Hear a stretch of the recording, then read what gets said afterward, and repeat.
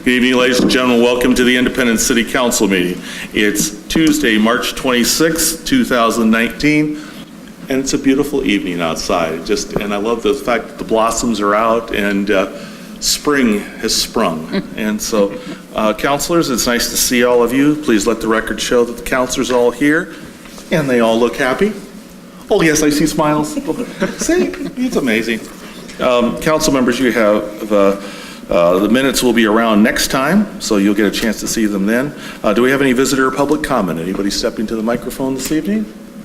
I don't see anybody doing that, so we're going to move promptly forward. Under reports and presentations, council members, I have a few things to tell you, but first of all, have a budget committee appointment that that I'm recommending. I have Jessica's application is in front of you. I'm recommending that we appoint her to the budget committee. And does that sound okay? I move to appoint Jessica Madronal to the budget committee. Second. I have a motion, second, discussion. All in favor signify by saying aye. Aye. And opposed. Motion carries. Thank you very much. Appreciate that. Under other things, I just wanted to talk to you a little bit. I've had a number of different kinds of things going on. I did want to let you know that recently I did have the opportunity to attend the celebration of life for Mike Danko.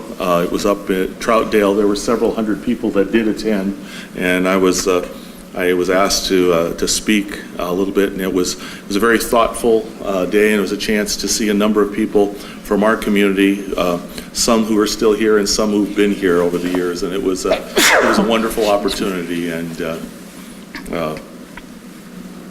remembering people that help move our community forward. I had the pleasure of attending the groundbreaking for the gate and had a chance to speak at that, and what a wonderful addition to the community that's going to be. And it even stopped raining for the groundbreaking. Yay. And the IO did get a picture with the dirt I was doing. They caught my dirt in the air, which is, who knows. I did have a chance to visit with Representative Kurt Schrader. Several mayors, we visited with him just a couple of days ago. The things we talked about were broadband and the importance of that, since he does serve on the Commerce Committee. We talked about the importance of infrastructure, water and sewer, not just for our community, but for others. We talked about the importance of Highway 51 and 22, which he was understanding. And we also talked, again, serving on the Commerce Committee, they have interest and in the census. And so we had a detailed conversation. He and I have spoken about that before, but he did get frankly, a good dose. Maybe that was not the phrase I wanted to use, but I guess I did. Had a chance to visit through Sean Irvine and our city manager. They had Business Oregon attend the statewide Business Oregon Advisory Governing Group.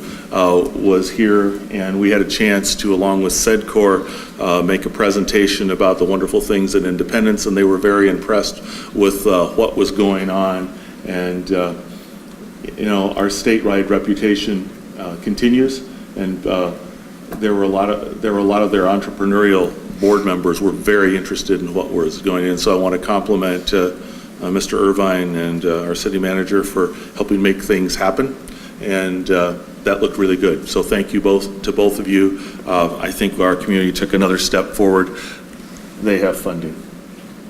So finally, I just did want to let you know that, as you know, I'm one of the gubernatorial appointments to the Regional Solution for Polk, Marion, and Yamhill. We have a meeting on Thursday where we're looking at projects, funding around the state, and trying to help move economic development forward. Jackie Winters is the convener of that group, and I've had the pleasure of serving on that for a couple of years. So those are some of the things that are going on. Let's go to City Council reports. And Councilor Takis, I think you have traffic safety. Do you have anything to share with us tonight? I have a couple things, actually. Please. First of all, for a little while now, we've been talking about some sort of data collection device, something that'll track speed and direction and give us a good record of what's going on so that we could move around the city. And I was just told that we got a device today. We're trialing it. So we'll see how that works and see if that's going to fill our needs, and don't know the cost yet, but hopefully it's not too bad. Anyway, that's kind of exciting. The other thing I wanted to bring to the council is, I think it was the past meeting, we had a gentleman, Mr. Means, who had come and talked about the stop sign at the bridge and also G Street issues there, and he came to our Traffic Safety Commission and expressed his concerns. Out of that, the chief has stepped up patrols, apparently has initiated quite a few stops and I think a few tickets in there too, and that will probably continue. But I just wanted to say that the intersection at the bridge, that stop sign and where that stripe is and the visibility there and the bridge and everything is a little more complicated a situation that we'll probably have to look at a little bit when we do the transportation master plan. Will be something we'll be looking at. So, Great. And that's it. Thanks, appreciate that. Councilor Cocaine, Independence Days. please. The big news is the website is back up and online. It's independencedays.org. All the events that are currently scheduled are on there. The one big thing that came out of the last meeting on the 14th of March was we want to have a really solid social media presence at this particular event. So we are trying to recruit a student, college or high school, to start about mid-May, doing some promo work and then carrying through the event and doing a lot of live streaming at the event. So hopefully more news on that this month or next month. So if somebody was interested and might be listening and watching on TV, where should they go? Who should they contact? They should go to the Facebook page for Independence Days, and they can post a comment there, and Kimber or somebody from the committee will respond to them. Great, thank you so much, appreciate that. Mr. City Manager, I think it's to you.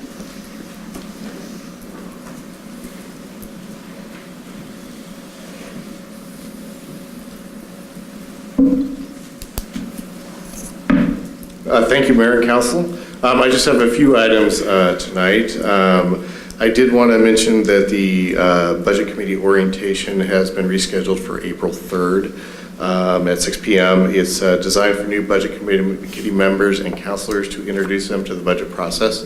It is an orientation only, and it is not mandatory, and of course there will be no review of the proposed budget, which isn't put together at that point in time. But I just wanted to let you know, and we will be sending out an email to let everybody know, and especially the new Budget Committee member as well. I also wanted to let you know and the public know that next Monday, April 1st, there is going to be a joint Historic Preservation Committee and Planning Commission meeting. They're going to be talking about the code that the Historic Preservation Committee has been working on very hard for a long time. And so we're really happy to finally get that meeting put together and to get that to the Planning Commission and take the next steps to move that forward. I wanted to mention that I did get a request from the Chamber of Commerce regarding visitor center services, and this has been something that I believe was talked about before I came on and kind of took a little bit of a break, but they were able to put together a formal proposal after some conversations that we had. It really breaks down into right around $5,000 of total services. $2,400 of that goes to the Rent at Indy Commons, which we've been doing for a while to make sure that they have a presence in Independence for their visitor program. There are also some monetary contributions in the amount of $2,100, which they've requested for the tourism and visitor activities that they do for both Monmouth and Independence. And then also it allows us to have a sponsorship for the Discover Monmouth Independence Town premiere series. So anyway, I have looked this over, talked a lot with Vicki about this, and I believe that it makes very good sense. We definitely want to be promoting tourism and visitors. There are certainly some things that as technology is changing and as programs evolve that we'll be having conversations on moving forward to even make that better. But I just want to let you know that I plan on putting this in our proposed budget for next fiscal year. So if you have any questions about that, please let me know, or feedback relative to that particular item. So,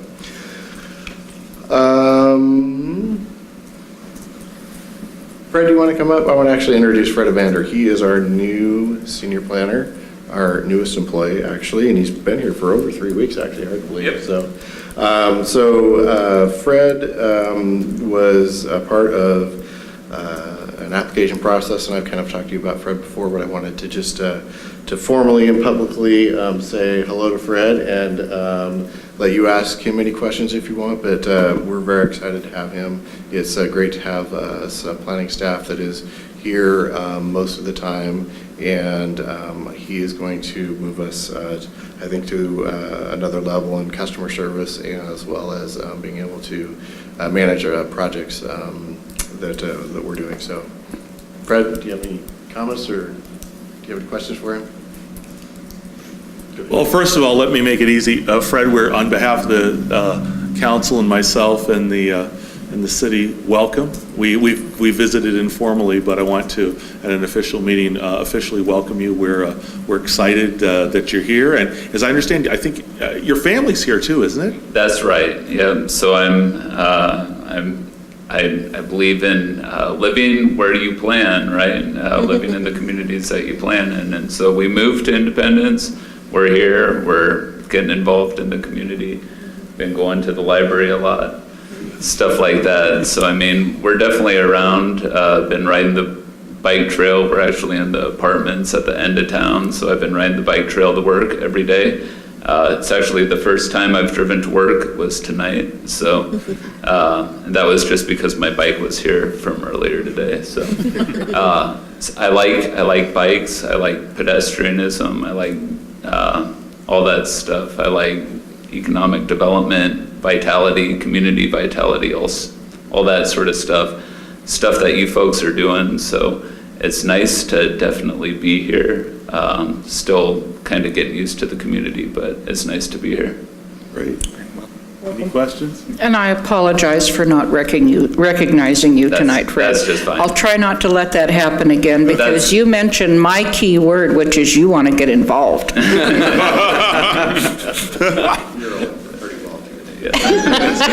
So welcome. We're glad you're here. We look forward to working with you. Thank you. Thank Yeah. you.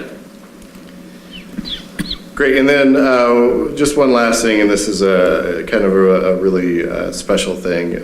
And so, Gloria, I'm going to actually ask you to come up because I want to give you something here in a minute. But very recently, Gloria was recognized by the Oregon Government Finance Officers Association with a Professional Finance Officers certification. And I can't go into all the details. I did look through all the criteria that it takes to get this particular certification, and it was very clear to me that whoever put that together was clearly an accountant. So one of the things that was in there is points for lunch speakers will be determined by the length of a lunch period. A 1 hour lunch with a speaker will earn 1/2 point, while a 1.5 hour lunch with the speaker will earn 1 point in whatever category is designated for the speaker's topic. And the list goes on and on and on with how you can accumulate points. And you actually have to accumulate 145 points in different categories, and there's a maximum and a minimum, and I'm sure there's a spreadsheet somewhere that Gloria has tracking all of this over a 4-year period. And so the point is this certification is not something that's given, it's earned. And Gloria has done a lot of work to earn it, and she has my respect for that, and I think OGFOA's respect for that. And so, Gloria, here is a plaque for you to commemorate that, and you're welcome to say anything you want. I know it was hard, and congrats. So Here, come step up with the seal in the back.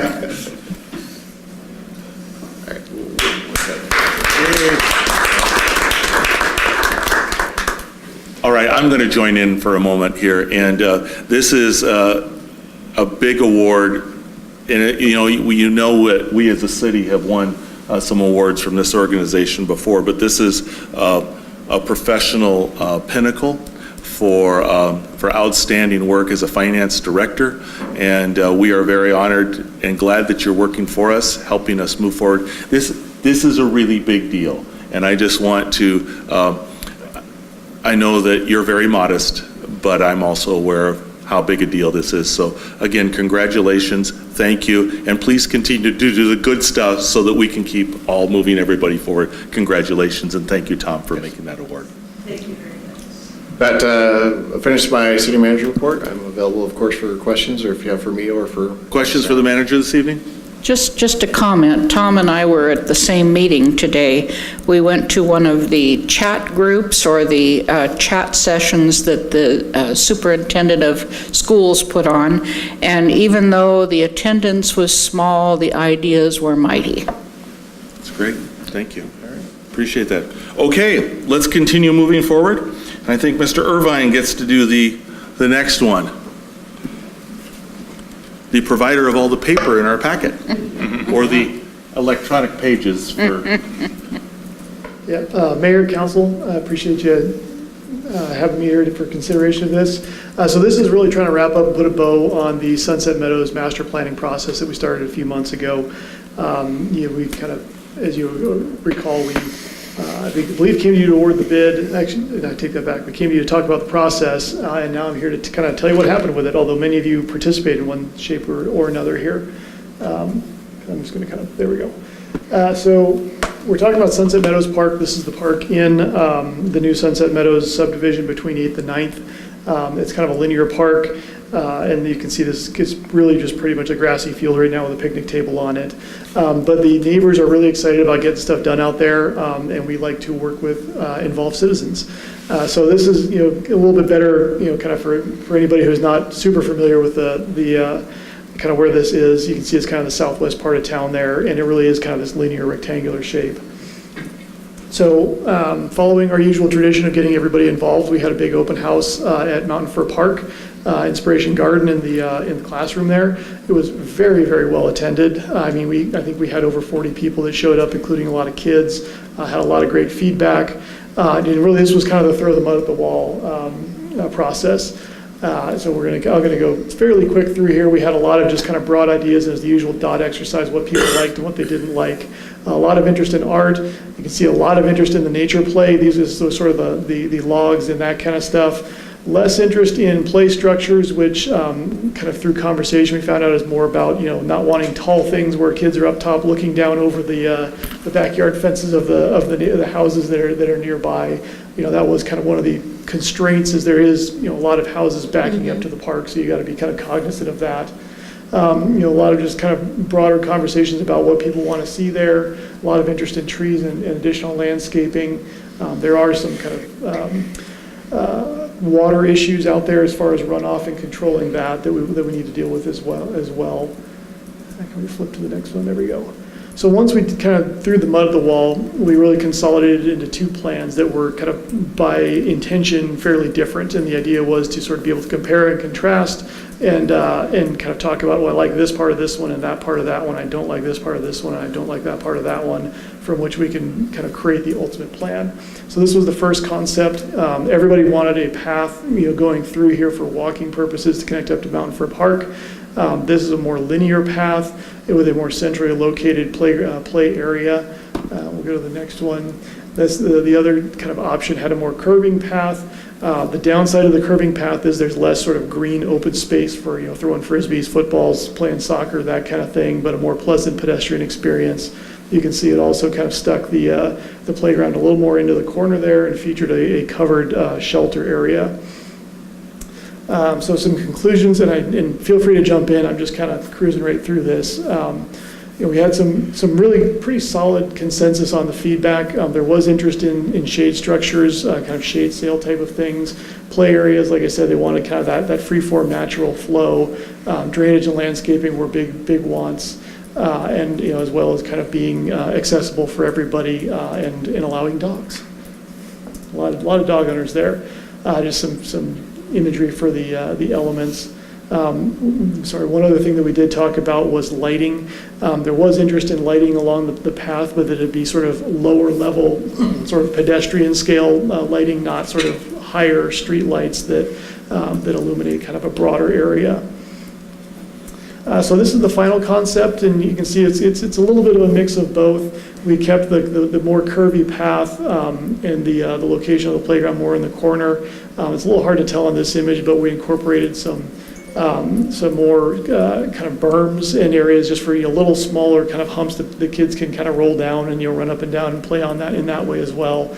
We also included some spaces for fitness stations. That was a amenity of interest of some people, so that's included in there as well as some landscaping. You can see that side there is the south side. I always get turned around on this, and it's kind of kept a little more natural, a little more open to connect up to the southern part there, along with a rain garden. Again, it's kind of hard to tell, but that sort of bottom right-hand section that curves up around the house there, that's actually a kind of a swale with a gravelly bottom to allow for better drainage through that area. That's kind of the summary of the plan. I believe you've got a resolution for adoption. The plan for kind of proceeding on this is to really kind of do it our usual way. We're going to try to put some money in the budget for this next fiscal year to do something out there, and of course we're going to try to match that with grants and all of our usual kind of volunteer collaboration and fundraising as well. And so it's not going to happen all at once, but I do expect to see some progress here, just kind of bit by bit, the way it usually goes. Questions? Questions for the presenter? I have a couple of questions. Please. So looking through the comments, there was a lot of discussion about flooding, water management. Is the flooding only occurring in that area where we're going to have the dry creek, or is there additional flooding on the other end? And what's the plan to control that? Yeah, so that's a good question. And it's a bit soupy out there generally. The only truly sort of bad flooding part is in that area where we were proposing to put the dry creek system, and that was to kind of deal with essentially the way the land lies when it rains really hard. We've got a lot of clay here, so it doesn't percolate very quickly and it starts running off, and the way the land lies, it all runs off essentially onto that person's property. Right. And so that was kind of where that element came from. Okay. And then will there also be pet waste receptacles? Yes, there should be at least one out there already. I think there's one on each side. Okay. Additional questions? I have one. So this is a linear park that connects up so you can pass through and go on to Mountain Fir Park. Going further south from this, with the new development that's going in down there, is there thoughts about the next going further south? Yes, there is actually a pass. So when you reach the southern portion of this park, there is a pass through between the houses across the street. Unfortunately, there is no sort of park continuation there. You would continue on a sidewalk. There is, I believe, a proposed kind of wetland natural area farther to the south in this Liberty Homes development that's going in right now. But yeah, unfortunately, the way our planning process went when that subdivision was being reviewed, they ended up changing the original plan, and we had not at the time updated our parks plan to be able to kind of enforce the retention of that linear park in that portion of the property. Additional questions, please? Yeah, I have a couple questions. One, just because I'm old. Early on, the idea of having restrooms was kind of cut out. Is there a reason for that? Generally, it's primarily maintenance. I mean, first off, they cost a lot to put in, Okay. and then maintenance is Huge. it is Okay. difficult. But there was talk about, possibly porta potties. Was there an area kind of designated for that, or? Yeah, we kind of looked at kind of the area. Can you pull up I can't remember where we identified it. I think because I think it was up on the. Yeah, I think it's on the Okay. left-hand side, kind of by the, more closer to the street, just for ease of access. Okay. And I should also add that we did include our Public Works Department in this whole design process, because it can be very easy to get excited and design all these wonderful things, and then the people that actually have to maintain it kind of say, wait a minute, what the heck are you thinking? The other question I had was, you talked about phases. How big does the first phase have to be, and like how many phases are you envisioning? So that's what we're going to have to sit down and figure out. I mean, Okay. obviously, the first phase is going to be some grading and, probably creating the drainage area. In my mind, the ideal first phase is grading, sort of the base sort of seeding of the grass and the concrete path going through. And then the next phase would be kind of the playground development. And like obviously, once you get the grading done, you can be planting trees and landscaping kind of whenever in there. But that would that first big chunk would be the grading and the pedestrian path. Okay, thank you. I have an additional follow-up. Please do. What is the plan for art in the park? Art in the park? Like, where would we get it? Is there any kind of community involvement? Have we thought about partnering with Central to see if our community can do this? So that is a perfect example of the kind of thing we'd love to partner with the community on. I don't believe that we really kind of designated, this is the spot for a statue or anything like that. It really was intended to be more of a, if people get excited about putting art in parks, let's work with them and figure out the best way to do that. So maybe we could work with Central to Yeah. get our youth excited? I think that would be a great idea. Great, thank you. One quick question. There's been a lot of talk about ADA compliance in our parks, and unfortunately, the MOTA thing didn't work out too well for us. I know that there was a lot of enthusiasm over sort of natural play areas, and so that would basically meet that need?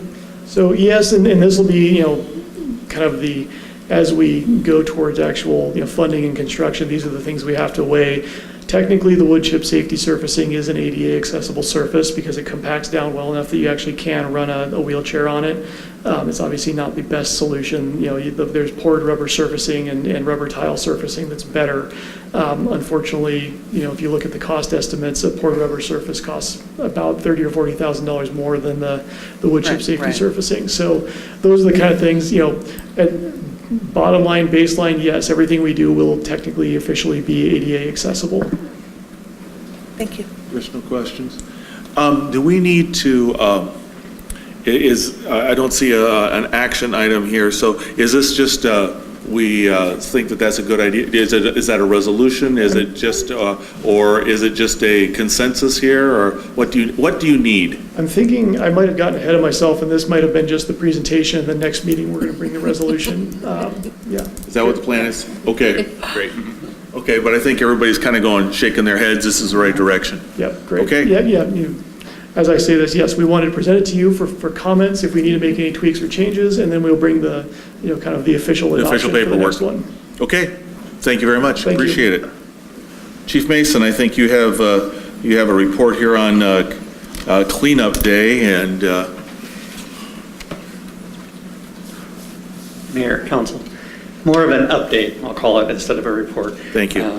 More than anything, we just wanted to make sure that you were all aware of changes that we're planning to make to Cleanup Day this year, and to let you know that Cleanup Day is absolutely a go. There was some talk about whether or not we were going to continue it when we moved out of Riverview Park, because really we didn't think it was an appropriate place to site the event any longer. So we have really come together with our sister city Monmouth. The police departments in both towns and public works departments in both towns have had several meetings now, gotten together and talked about what we want to see in the event this year and how we might make it successful. So we are moving it to Deanne Drive, which is the road that goes to the new boat ramp. The plan is Public Works is going to close that road the day of the event for the event, and it will only be event traffic for Cleanup Day that's allowed down there. That's going to give us a lot better opportunity to put a lot of cars in a line and not have a negative impact on our town, which has kind of been a problem in the past. Brantz has also stepped up and is offering more assistance to the event this year, which is going to help a lot as well. Time is staying the same, except that we're going to officially say we're ending it a half an hour earlier than the event ends, because we generally have a line that we have to get unloaded, and there is a deadline to when Brantz can get their trucks out to the Coffin Butte site and dump them, and in order to make that deadline, we have to have a cutoff that's reasonable. So the event is going to be May 18th. This is for, I know you guys all got this in your packets, but I'm doing this so that everyone else is aware. May 18th, it's going to start at 9 a.m. We're going to shut off cars getting into the line at 1:30, and then our plan is that we'll have everyone unloaded by 2. It's going to be on Deanne Drive, which will have a lot of signage directing people north of town so that we don't have people wandering our streets trying to find the event this year. And as far as what we're taking and how it's working, it's very similar to the past with a couple of exceptions that I'll point out. One is we have some vouchers this year so that if you have a large project and you know ahead of time that you're going to have a dump trailer, say, full of some reasonable project for this event, we could get you a voucher and allow you to go out to the Coffin Butte site yourself and bypass the event day.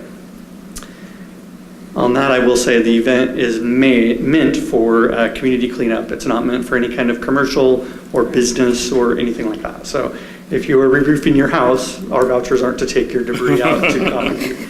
Or if you have a landscape company, it's not to take all your trimmings out there, those sorts of things. We're going to put our public works directors, well, not directors, superintendents perhaps, not sure their titles, but Ken Perkins and Mark Landau are going to be working the entry of the event to kind of determine what is and isn't reasonable this year. The other slight change besides the idea that we can get you a voucher ahead of time is that we want to try to find out do a little better job of finding out who might need assistance that day because they are unable to get down there themselves. And so there are phone numbers to call for Monmouth and Independence separately, depending on which town you live in, to arrange for assistance the day of the cleanup event so that your items may make it away from your home, even though you don't have the means or the physical capabilities to do it. So those will be in the paper. All that's getting sent to the paper as well. But if you call the police department here in Independence, or if you call the Public Works Department in Monmouth, that's where those arrangements are made, depending on where you live. Great. Okay. Questions? Yes. I as well. I have two questions. Does appliances include toilets? No, but we would take toilets. Okay. Yeah. And on the on-site shredding, would people who just have on-site, or just have shredding to do have to stay in the same line, or will they possibly be shuttled off? It's a great question. So that is, I think, one of the improvements also this year. We have a little better staging area. We're going to actually have the cars go all the way down to the boat ramp, turn and come back to get into the event. So it's going to give us the ability to bring people out of that line a little better. So one of the plans was to put the shred, it's not actually going to be a truck, it's going to be containers that'll be sealed. Those containers where we could put somebody off to just do that and allow them to get out of that line. We're hoping for a little more efficiency with this setup as well. Perfect. The Grateful Shred? I have a follow-up. Please do. So I'm assuming the boat launch is going to be closed that day? Yes. Are we going to do any outreach considering it's the weekend before Memorial Day? I know a handful of people that put their boats in the Willamette to make sure they're good to go camping. Yes. Okay. Kai is all over that. Okay. And I know that there are some youth groups that do use the soccer fields, and I'm not sure the scheduling on that, but I'm sure you folks are already on that one. And I like, by the way, I like the flyer. I appreciate that. You can thank the city of Monmouth for that. They actually designed that. That was their public works department, I believe. That's great. Well, I don't know if we have room in the water bills, but that might be a great place to make sure that more people see it, because I know not everybody takes the paper. Is there anything else? Thank you for sharing with us. Appreciate that. Mr. Pesterman, I think you have the next item. Is that correct? Jason, Mr. Kistler.